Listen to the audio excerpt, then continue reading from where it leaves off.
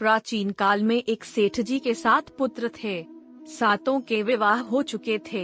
सबसे छोटे पुत्र की पत्नी चरित्र की विदुषी और सुशील थी, परंतु उसके भाई नहीं था। एक दिन बड़ी बहू ने घर लीपने को पीली मिट्टी लाने के लिए सभी बहुओं को साथ चलने को कहा, तो सभी धलिया और खुरपी लेकर मिट्टी खोदने लगी। तभी वहाँ एक सर्प निकला, जिसे बड़ी बहू खुरपी से मारने लगी। यह देखकर छोटी बहू ने उसे रोकते हुए कहा, मत मारो इसे, यह बेचारा निरपराध है। यह सुनकर बड़ी बहू ने उसे नहीं मारा। तब सर्प एक कोने में जा बैठा। तब छोटी बहू ने उससे कहा, हम अभी लौट कर आती हैं, तुम यहाँ से जाना मत। यह कहकर वह सबके साथ मिट्टी लेकर घर चली गई और वहाँ कामकाज में फंसकर सर्प से जो वादा किया था उसे भूल गई। उसे दूसरे दिन वह बात याद आई, तो सबको साथ लेकर वहाँ पहुँची और सर्प को उस स्थान पर बैठा देखकर बोली, सर्प भैया नमस्कार। सर्प ने कहा, तू भैया कह चुकी है, इसलिए तुझे छोड़ देता हूँ, नहीं तो झूठी बात कहने के कारण तुझे अभी डस लेता। वह बोली, भैया मुझसे भूल हो गई, उसकी क्षमा मांगती हूँ। तब सर्प बोला, अच्छा, तू आज से मेरी बहन हुई और मैं तेरा भाई हुआ, तुझे जो मांगना हो मांग ले। वह बोली, भैया मेरा कोई नहीं है, अच्छा हुआ जो तू मेरा भाई बन गया। कुछ दिन व्यतीत होने पर वह सर्प मनुष्य का रूप रखकर उसके घर आया और बोला कि मेरी बहन को भेज दो। सबने कहा कि इसके तो कोई भाई नहीं था, तो वह बोला, मैं दूर के रिश्ते में इसका भाई हूँ, बचपन में ही बाहर चला गया था। उसके विश्वास दिलाने पर घर के लोगों ने छोटी को उसके साथ भेज दिया। उसने मार्ग में बताया कि मैं वही सर्प हूँ, इसलिए तू डरना नहीं और जहाँ चलने में कठिनाई हो वहाँ मेरी पूंछ पकड़ लेना।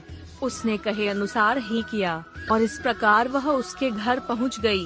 वहाँ के धन ऐश्वर्य को देखकर वह चकित हो गई। एक दिन सर्प की माता ने उससे कहा, मैं एक काम से बाहर जा रही हूँ, तू अपने भाई को ठंडा दूध पिला देना। उसे यह बात ध्यान न रही और उससे गर्म दूध पिला दिया, जिसमें उसका मुख जल गया। यह देखकर सर्प की माता बहुत क्रोधित हुई, परंतु सर्प के समझाने पर शांत हो गई। तब सर्प ने कहा कि बहन को अब उसके घर भेज देना चाहिए। तब सर्प और उसके पिता ने उसे बहुत सा सोना, चांदी, जवाहरात, वस्त्र, भूषण आदि देकर उसके घर पहुंचा दिया। इतना ढेर सारा धन देखकर बड़ी बहू ने ईर्ष्या से कहा, भाई तो बड़ा धनवान है, तुझे तो उससे और भी धन लाना चाहिए। सर्प ने यह वचन सुना तो सब वस्तुएं सोने की लाकर दे दी। यह देखकर बड़ी बहू ने कहा, इन्हें झाड़ने की झाड़ू भी सोने की होनी चाहिए। तब सर्प ने झाड़ू भी सोने की लाकर रख दी। सर्प ने छोटी बहू को हीरा मणियों का एक अद्भुत हार दिया था। उसकी प्रशंसा उस देश की रानी ने भी सुनी और वह राजा से बोली कि सेठ की छोटी बहू का हार यहाँ आना चाहिए। राजा ने मंत्री को हुक्म दिया कि उससे वह हार लेकर शीघ्र उपस्थित हो।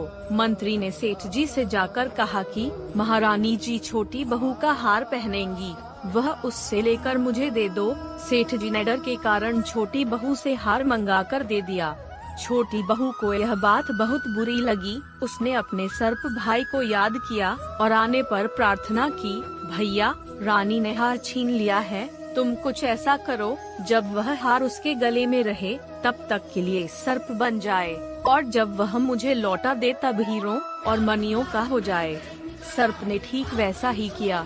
जैसे ही रानी ने हार पहना वैसे ही वह सर्प बन गया। यह देखकर रानी चीख पड़ी और रोने लगी। यह देखकर राजा ने सेठ के पास खबर भेजी, छोटी बहू को तुरंत भेजो। सेठ जी डर गए कि राजा न जाने क्या करेगा। वे स्वयं छोटी बहू को साथ लेकर उपस्थित हुए। राजा ने छोटी बहू से पूछा, तूने क्या जादू किया है, मैं तुझे दंड दूंगा। छोटी बहू बोली, राजन धृष्टता क्षमा कीजिए, यह हार ही ऐसा है कि मेरे गले में हीरों और मणियों का रहता है और दूसरे के गले में सर्प बन जाता है। यह सुनकर राजा ने वह सर्प बना हार उसे देकर कहा, अभी पहनकर दिखाओ। छोटी बहू ने जैसे ही उसे पहना वैसे ही हीरो मणियों का हो गया। यह देखकर राजा को उसकी बात का विश्वास हो गया और उसने प्रसन्न होकर उसे बहुत सी मुद्राएं भी पुरस्कार में दीं। वह अपने हार सहित घर लौट आई। उसके धन को देखकर बड़ी बहू ने ईर्ष्या के कारण उसके पति को सिखाया कि छोटी बहू के पास कहीं से धन आया है। यह सुनकर उसके पति ने अपनी पत्नी को बुलाकर कहा, ठीक ठीक बता कि यह धन तुझे कौन देता है। तब वह सर्प को याद करने लगी। तब उसी समय सर्प ने प्रकट होकर कहा, यदि मेरी धर्म बहन के आचरण पर संदेह प्रकट करेगा तो मैं खा लूंगा।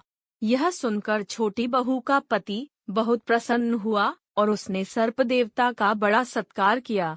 उसी दिन से नाग पंचमी का त्योहार मनाया जाता है और तभी से स्त्रियां नाग देवता को भाई मानकर पूजती हैं।